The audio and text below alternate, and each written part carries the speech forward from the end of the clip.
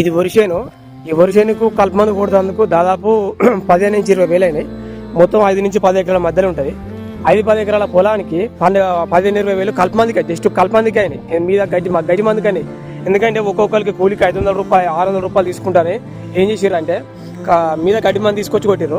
అప్పుడు గడ్డి మంది తీసుకొచ్చినప్పుడు ఒడిపిల్లు కింద అప్పుడే మొలక స్టేజ్లో ఉన్నది. ఆ మొలక స్టేజ్లో ఉన్న ఒడిపిల్లు ఇప్పుడు అప్పుడు మనం చచ్చిపోయి తర్వాత మళ్ళీ 2 రోజుల తర్వాత నీళ్ళు పెట్టగానే మళ్ళీ ఎగిరేసి ఇలా చూడు, ఇలా వరి కర్రల కన్నా ఎక్కువ ఒడిపిల్లే కనబడుతుంది. దీంట్లో మీకైనా వరి కనబడుతుందా? వరి కనబడతలే. ఇప్పుడు ఈ కల్తీ మందులు చేయబట్టి ఒక రకంగా రేటు లేక మద్దతు ధర లేక రైతులు నష్టం. ఇటు ఈ కల్తీ మందులు వాడు ఒక కొత్త మందు లాంచ్ చేసిందంటే ఆ కొత్త మందు లాంచ్ చేసినప్పుడు మంచిగా పని చేస్తుంది.